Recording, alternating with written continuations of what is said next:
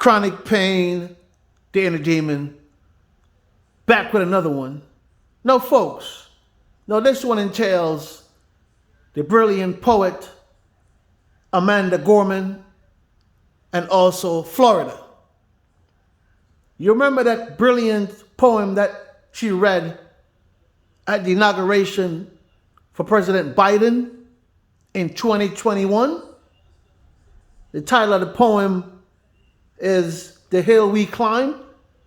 Such a brilliant poem. Now, in Florida, you have, I think, the elementary schools, from what they're saying, want that poem to be removed. This is all in the Huffington Post and the New York Times and all these papers, Florida papers as well. So the elementary schools want this poem to be removed. Also, some libraries, yes, some libraries want the poem to be removed as well. A brilliant poem. They're talking about this poem contains hate messages. Are you kidding me? Are you effing kidding me, folks? For the ones who complain about this brilliant poem by this brilliant poet, lady of color, a beautiful, beautiful young princess, Amanda Gorman. That poem that she wrote and she read, in my opinion, was one of the most amazing poems I have heard since start listening to people like Langston Hughes and all the other great ones, Maya Angelou and all the others. These people are insane. Why now? Why now? Governor DeSantis is going to announce that he's running for president. And in Florida, he's not getting along with the LGBTQ community and stuff like that. So Florida now is nitpicking and everything just to suit their needs, because this poem was read in 2021 at the President Biden inauguration. This is 2023. So why now? Why now? This is crazy. Too much hate. It's just crazy. Take a listen, folks. Mr. President, Dr. Biden, Madam Vice President, Mr. Emhoff, Americans, and the world. When day comes, we ask ourselves, where can we find light in this never-ending shade? The loss we carry, a sea we must wade. We've braved the belly of the beast. We've learned that quiet isn't always peace. In the norms and notions of what just isn't always just is. And yet the dawn is ours before we knew it. Somehow we do it. Somehow we've weathered and witnessed a nation that isn't broken, but simply unfinished. We, the successors of a country and a time where a skinny black girl descended from slaves and raised by a single mother can dream of becoming president, only to find herself reciting for one. Did you hear that, Florida? A young black girl from poverty dream of becoming a president, but yet have to read a poet for one. Just let that sink in. How brilliant and ambitious and talented this young woman is. I am fathom. Florida, I am fathom for real.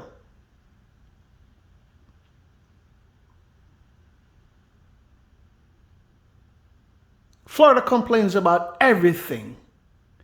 Everything. Because America suits their needs. There's a lot of problems to worry about in Florida. What's going on in Disney and Governor DeSantis losing $1 billion worth of money that was coming into the state from Disney because of the fight with Governor DeSantis. The state of Florida lost $1 billion.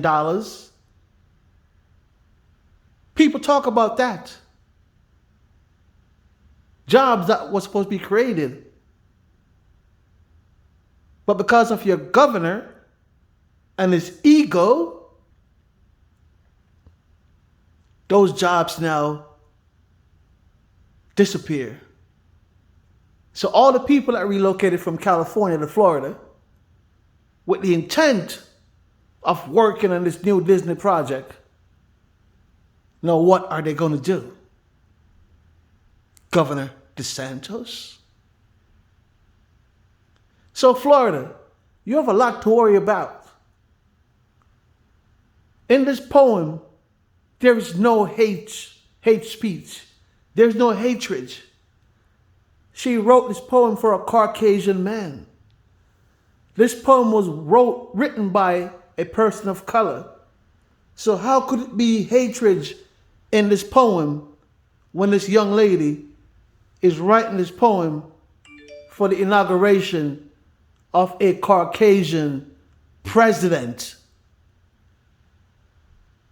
Are you fucking kidding me?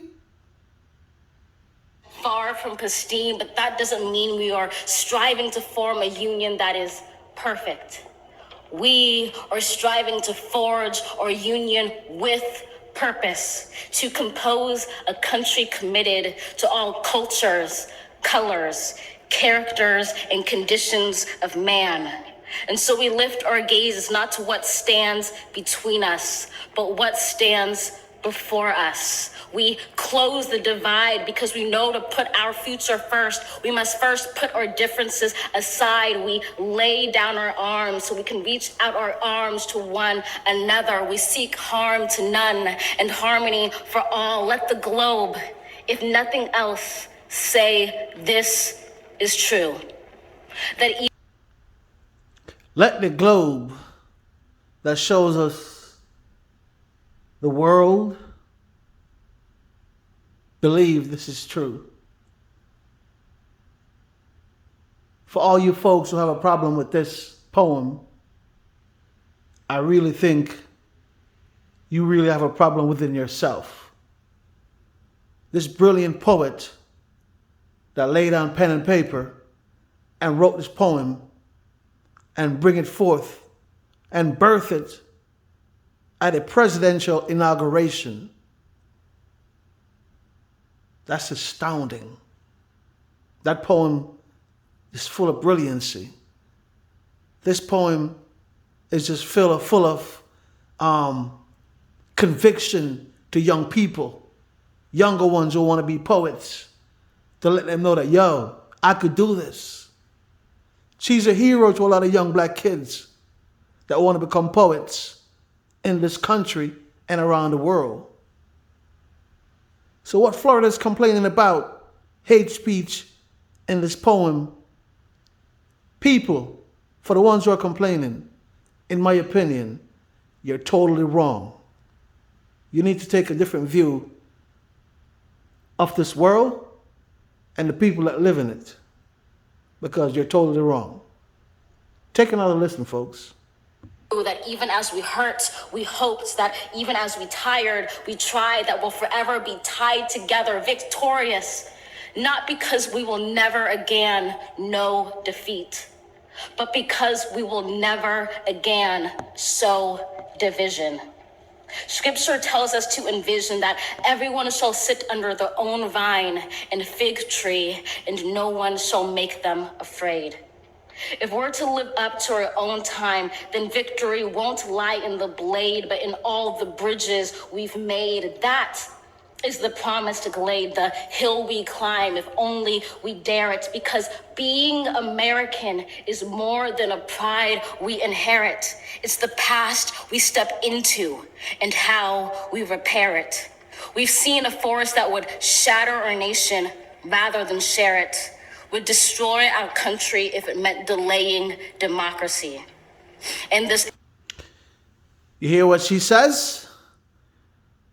We destroy our country if we delay democracy. And her poem is the epitome of democracy. So Florida, let that sink in. Shame on you. Shame on you. Chronic pain, the inner demon. Like, share, subscribe to the machine. One love. Peace.